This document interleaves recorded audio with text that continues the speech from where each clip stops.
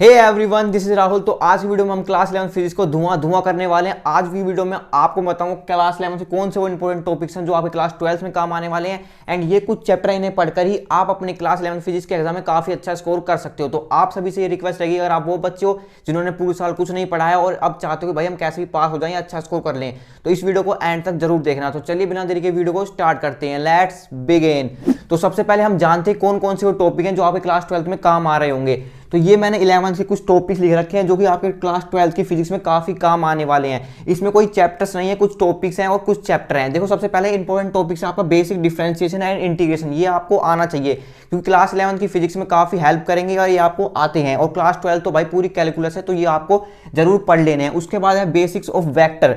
दोस्तों मैं आपको बता दूं, क्लास 12 की जो मैथ है ना, उसमें सिंगल एक चैप्टर ही आपका वेक्टर के ऊपर है। तो आपको बेसिक्स ऑफ वेक्टर पता होना चाहिए। एडिशन, सब्ट्रैक्शन और प्रोजेक्शन कैसे निकालते हैं वेक्टर्स का, तो वो आपको जरूर पता होना चाहिए। और क्लास 12 की फिजिक्स में भी काफी हेल्प मिलेगी अगर आपने ये वेक्टर वाला चैप्टर अच्छे से पढ़ लिया।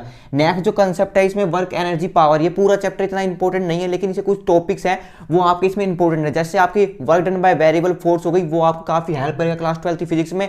एंड जो आपका वर्क एनर्जी थ्योरम है उसमें काफी हेल्प मिलेगी अगर इस चैप्टर से आप कर लेते हो। एंड जो नेक्स्ट है टॉपिक्स है कंजर्वेशन कंसेप्ट। कंजर्वेशन कंसेप्ट में कितने टॉपिक्स आते हैं? कंजर्वेशन ऑफ एनर्जी हो गया, कंजर्वेशन ऑफ मोमेंटम हो गया और कंजर्वेशन ऑफ काइनेटिक एनर्जी हो गया। ये जो टॉपिक्स है ना, ये आपके कंजर्वेशन कंसेप्ट में आते हैं जो कि क्लास 12 की फिजिक्स में यूज होने वाले हैं। तो आपको ये कंजर्वेशन वाले कंसेप्ट पढ़ लेने हैं। एंड नेक्स्ट चैप्टर है ग्रेविटेशन चैप्टर। दोस्तों जब आप क्लास 12 में जैसे ही एंटर हो गए ना, आपका स्टार्टिंग की जो यूनिट है इलेक्ट्रोस्टैटिक फिजिक्स की, उसमें ग्रेविटेशन का काफी कंसेप्ट यूज होने वाला है। बस ग्रेविटेशन पोटेंशियल है यहाँ पर, वहां पे होने वाला है इलेक्ट्रिक फील्ड।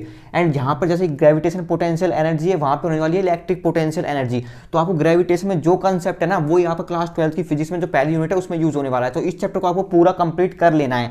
नेक्स्ट है जो आपका एसएसएम के बेसिक, जो बेसिक टाइम पीरियड कैसे निकालते हैं एसएसएम का, वो आपको पता होना चाहिए। इक्वेशन ऑफ मोशन क्या होती है ये आपको पता होना चाहिए। एंड जो लास्ट इंपॉर्टेंट चीज आती है, अगर आपको बाकी चैप्टर को नहीं पढ़ना है तो भाई आप एक फॉर्मूला शीट जरूर बना लेना।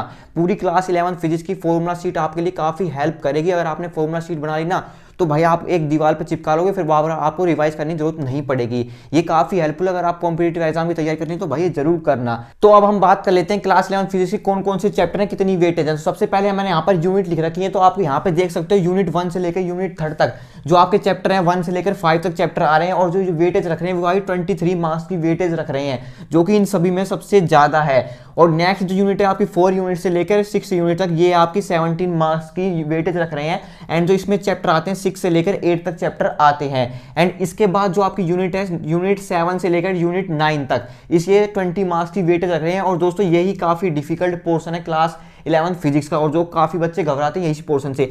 जो चैप्टर नंबर 9 है वो तो काफी इजी है, मैकेनिकल प्रॉपर्टी ऑफ सॉलिड, लेकिन उसके बाद जो पोर्शन है वो काफी डिफिकल्ट पोर्शन है। एंड इसके बाद आपका यूनिट 10 आती है, इसमें आपकी 10 मार्क्स की वेटेज है। तो इस 10 मार्क्स वेटेज में आपके सिर्फ 2 चैप्टर आ रहे हैं, और ये 2 चैप्टर में से काफी हेल्प मिलेगी आपको क्लास 12 के एग्जाम में। एंड जो टोटल करके ये 70 मार्क्स का बन जा रहा है। तो अब मैं आपको बताता हूँ इनमें से कौन कौन से चैप्टर आपको करने हैं ताकि आपके मार्क्स अच्छे आ जाए। तो स्टार्टिंग में जो आपको ये फर्स्ट यूनिट दिख रही है, फर्स्ट से 3rd यूनिट तक, इसमें भाई 23 मार्क्स की वेटेज रख रहे हैं। तो ये काफी वेटेज रख रही है, तो इसमें से आपको जरूर कर लेना है। इसमें चैप्टर 1 से लेकर चैप्टर 5 तक आ रहे हैं। और इसमें भी अगर आपके पास टाइम कम है तो तुम्हारे लिए भी बताऊंगा, आगे वीडियो में बने रहना। तो सबसे पहले देखो, यूनिट फर्स्ट में आपको चैप्टर ये कंप्लीट कर लेना है अच्छे से, फोकस होकर। अगर ये कर लोगे तो भाई आपको ये बेसिक डिफरेंशिएशन इंटीग्रेशन कंप्लीट हो जाएगा, बेसिक ऑफ वेक्टर भी कंप्लीट हो जाएगा, इसी चैप्टर में आ जाता है। तो भाई आपके इस चैप्टर के 11 के साथ साथ आपके 12th के टॉपिक भी तैयार हो रहे हैं। तो ये चैप्टर आपको जरूर कर लेने हैं। इसके बाद मूव करते हैं चैप्टर 6 से चैप्टर 8 तक। इसमें जो भाई इंपॉर्टेंट है, इसमें देखो वेटेज कम है, आपके कॉम्पिटिटिव एग्जाम में भी और आपके 12th के बोर्ड में भी आपके इतने टॉपिक नहीं आएंगे, तो भाई तुम इसको स्किप कर सकते हो। लेकिन अगर तुम्हें करना है ना, अच्छा स्कोर करना है, तो मैं तुम्हारे लिए बताऊंगा तुम्हें कौन कौन सी चीजें फॉलो करनी है। यूनिट 7 से लेकर यूनिट 9 तक ये काफी वेटेज का है, लेकिन आपको इसको स्किप कर देना है। आपको यहाँ पर सिर्फ 9 वाला चैप्टर पढ़ लेना है, मैकेनिकल प्रॉपर्टी ऑफ सॉलिड। इनके आपको सिर्फ इंपॉर्टेंट टॉपिक्स कर लेने हैं। अब इंपॉर्टेंट टॉपिक्स कहां से मिलेंगे वो मैं बताने वाला हूं वीडियो में थोड़ी देर में, तो बने रहना। देखो अब देखो यूनिट 10 में, अब यूनिट 10 में क्या करना है, चैप्टर 14 और चैप्टर 15 आ रहे हैं। तो चैप्टर 14 आपको यहाँ पर भी हेल्प करेगा, और चैप्टर 15 वेव्स का जो छोटा सा कंसेप्ट है, छोटा चैप्टर है, तो आप इस चैप्टर को भी कंप्लीट कर लेना। तो ये आपके 10 मार्क्स यहाँ पे सेव हो जाएंगे, और 23 मार्क्स यहाँ पे हो गए, तो आपके 33 मार्क्स हो गए। और इस वाले में से आपको पोर्शन है जो इसमें सिर्फ इंपॉर्टेंट टॉपिक्स कर ले रहे हो, तो भाई इतना आप कर लेते हो तो भाई आप इजीली पास हो जाओगे। तो अब मैं आपको बताता हूँ आपको करना कैसे है। तो अब हम बात करते हैं कि नेक्स्ट आपको क्या करना है। तो यहाँ पर आओ, अब फिजिक्स को मैंने 3 पार्ट में ब्रेक कर लिया। सबसे पहले आपके इंपॉर्टेंट टॉपिक्स आएंगे। इंपॉर्टेंट टॉपिक्स आपको करने कहाँ से मिलेंगे अभी थोड़ी देर में बताता हूँ, पहले यहाँ देखो। उसके बाद आपको एनसीईआरटी क्वेश्चन में करने हैं एंड नेक्स्ट है आपकी रैपिड रिवीजन।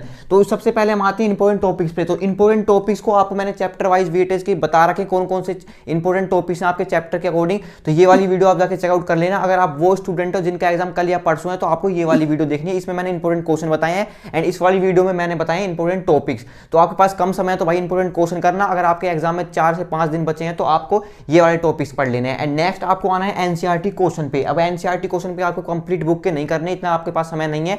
अगर आपके पास ज्यादा टाइम है तो आप कर सकते हो, लेकिन आपका एग्जाम कल परसों तरसों है तो भाई आपको सिर्फ इंपॉर्टेंट टॉपिक के साथ साथ इंपॉर्टेंट एग्जाम्पल कर लेने हैं एनसीईआरटी के, जो आपके न्यूमेरिकल हैं। दोस्तों मैं आपको बता दूं 11th में हमें बेसिक कराए जाते हैं, डेरिवेशन कराई जाती है और फिर 12th में जाने के बाद हमें काफी प्रॉब्लम होती है, न्यूमेरिकल सोल्व नहीं होते। तो भाई आपको एग्जाम्पल जरूर कर लेने एनसीईआरटी क्वेश्चन के, जो आपके एग्जाम्पल है सोल्व एग्जाम्पल, वो जरूर प्रैक्टिस कर लेना। अगर आपके पास कम टाइम है, अगर आपके पास थोड़ा इनफ टाइम है तो आप क्वेश्चन भी कर सकते हो। एंड नेक्स्ट आपको क्या करना है, नेक्स्ट आपको करनी है रैपिड रिवीजन। और रैपिड रिवीजन आपकी बड़ी बड़ी नहीं होनी चाहिए, एक एक घंटे की रिवीजन आपको नहीं करनी है। जो वन शॉट वीडियो होते हैं वो नहीं देखनी है, आपको देखनी है 20 से 25 मिनट की वीडियोस। तो भाई अब ये कहाँ मिलेंगी, तो आपको मैं पूरा कंटेंट ना जो भी मैंने वीडियो में बताया वो आपको मैं डिस्क्रिप्शन में डाल दूंगा। पहले ध्यान सुनो, इसमें आपको रैपिड रिवीजन में क्या क्या ध्यान में रखना है।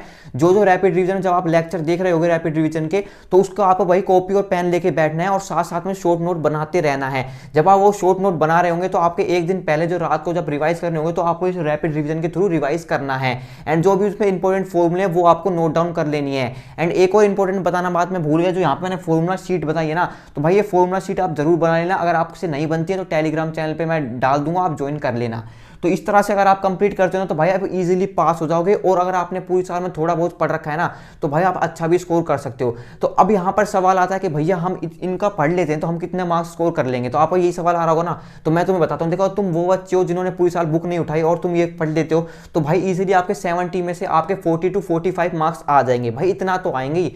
अब यूं नहीं कि भाई तुम यही पढ़ पढ़ के तुम आउट ऑफ स्कोर कर दोगे, लेकिन अगर तुम वो बच्चे जिन्होंने पूरी साल बुक उठाई है, थोड़ा बहुत पढ़ा है, तो भाई तुम 70 में से कम 55 से 60 मार्क्स इजीली स्कोर कर लोगे। लेकिन बातें क्या ध्यान रखनी है, जो इस वीडियो में बताया मैंने important topics, NCERT question, rapid revision, अगर इन पे ध्यान रखते हो ना और ये टॉपिक्स पढ़ ले तो यहाँ पर जो तो आपके 12th में काम आने वाले हैं तो आप इजीली अच्छा स्कोर कर लोगे।